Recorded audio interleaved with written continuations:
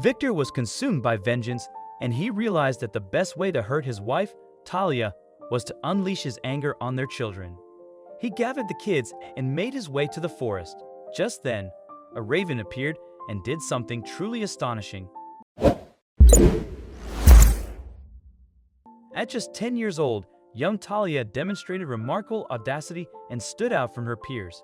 While other girls her age enjoyed playing with dolls, she was captivated by adventurous activities often deemed suitable for boys. She loved climbing trees and getting into scuffles with the other kids on her street. Frequently, she would sneak out of school with the boys to go hunting. On one occasion, she caught an antelope and proudly wore it around her neck, dancing through the neighborhood. Talia was bold, strong-willed, and resilient. By the age of 11, she had earned the nickname Rebel. Most mothers in the village cautioned their daughters against befriending her, disapproving of her nonconformity and rolling their eyes as she passed by in her tomboyish attire. While other girls were preoccupied with dating, 16-year-old Talia showed no interest in such pursuits. Instead, she spent her time racing bikes with the boys in the village. It didn't take long for her parents to worry that their daughter would never fall in love, get married, or have children. However, they were mistaken. She would eventually find love, give birth to children, and cherish them so deeply that she nearly lost her mind when her husband took the kids out of the house and headed for the forest. By the time Talia turned 20, she had given up some of her habits and even taken an interest in hairdressing and fashion design. Being a pretty woman, she had many men coming her way, but when she turned 21, she fell for one in particular, Victor. This man was rugged, unpredictable, and fierce, all of which made Talia find him very attractive and irresistible. Victor was a Zane who spent most of his time in the forest, and he and Talia had met when she had gone for a walk in the woods. At this point, she was starting to miss her adventurous spirit, and Victor came at the right time when she needed to spice up her life. They would go hunting and fishing together, race bikes, and sometimes set up camp in the forest. So when Victor suggested that they move permanently to the forest and build a life there, she agreed. "That's why I love you. You're crazy and adventurous. You're my type of woman," he said, playfully choking her neck a bit, just the way she liked it. The day before leaving, Talia left a note for her parents saying she had finally found her happiness and that she would now spend the rest of her life hunting, staying close to nature, and taking risks. She told them not to worry about her and that she would be fine. While in the forest, Victor and Talia built a small hut, and they had lots of fun. Each day was a new experience, and they were truly happy. But not for long, at least not for Talia. About 6 months later, Talia started to grow tired of their daily routine. The songs of the birds chirping didn't bring her as much joy as they used to, nor did the burbling sounds of the stream excite her as before. So one morning, she flared up. "Is this how we'll continue living our lives? Don't you find it exhausting?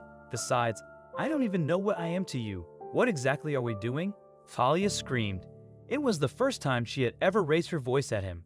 In response, Victor roughly pulled her, pinned her against the wall, and pressed his hands against her neck. "I don't like to put a tag on things, and don't you dare bring this conversation up," he screamed, pushing her away and starting to hit the wall. It was at this point that Talia realized she wasn't a big mess.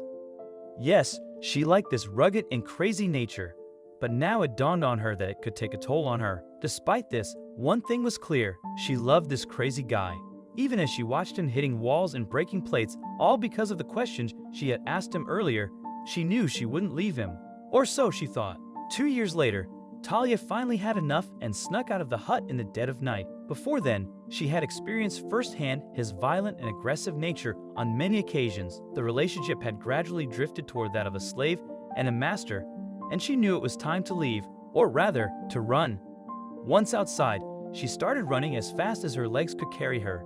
A few seconds after she got out, she suddenly heard the door fling open and a monstrous voice screaming, "Baby, come back here. I love you. I want you." Hearing that voice, Talia began to tremble all over. Her legs suddenly felt heavy, and as much as she tried, she couldn't even move an inch. She was too scared to run. As Victor approached her, he grabbed her and pulled her into his arms. "Let me go. Please let me go," she whispered. "How can you go when I'm just starting to love you?" he said, lifting her off the ground and carrying her back into the house. She tried to resist his touch at first, but she eventually gave in. When they were done, Victor looked into Talia's eyes and promised to treat her better henceforth. Staring right into his eyes, Talia realized that she had fallen out of love with him, and everything she once felt had been replaced with a thick hatred, all of which was a result of the hardship he had subjected her to over the past few years. A month later, Talia learned that she was pregnant, and in due time, she gave birth to a set of twin boys, Jackson and Zane. Sadly, a year after their birth, something tragic happened. Victor went deep into the forest, and while trying to hunt down prey, he mistakenly shot a fellow Zane. He was sentenced to a few years in prison. Talia was more than glad when Victor finally ended up behind bars. She felt free from the crazy man who had tormented her for years. Not once did she visit Victor in prison. While Victor was in prison, Talia took good care of the boys. She raised them to be animal and nature lovers. When the boys turned 5, they would all go hunting and set up camps in the forest. It was on one such occasion that Zane and his brother met a raven. At first, they were scared of the bird, but Talia assured them that it wouldn't hurt them. Then she asked them to feed the animal.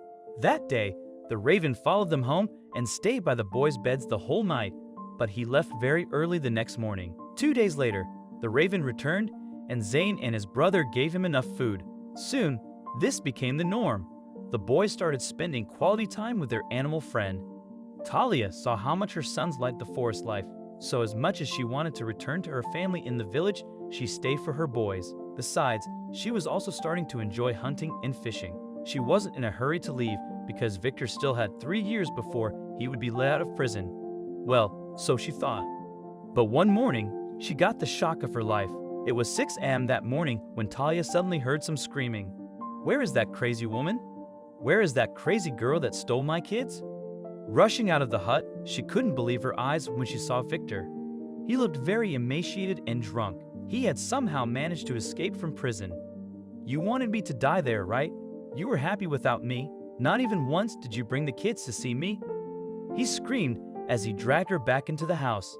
Just then, he rushed to the boys, woke them up, and started dragging them out, warning Talia that if she tried to stop him, he would hurt her. Just then, he bolted the door behind him and continued dragging the boys away, ignoring Talia's screams. Talia knew there was only one place he could take the boys, somewhere deep in the forest. But even though she had spent a long time there, she could easily get lost. She wasn't like Victor. After struggling with the door for an hour, Talia finally broke it open. As soon as she got outside, she saw something that made her stop. It was the raven. It flew down and dropped the button from Zane's shirt in front of her, showing that it knew where her sons were. The raven led Talia through the forest for hours until it stopped in front of a cave. Talia rushed inside and found her boys tied up with thick rope. She quickly untied them, and that evening, Talia escaped the forest with her sons and returned to her parents, who were happy to see her back home. 2 weeks later, Victor's body was found next to a cliff. After tying up his sons, he had left in a drunken state and fell off the cliff, dying instantly. Talia then began to live her life more carefully and promised to raise her sons to be responsible men. What do you think of this story? Let us know in the comment section if you enjoyed this story. Please give our video a thumbs up and share it with your loved ones. Don't forget to subscribe and hit the bell icon to stay updated with our channel. Thank you.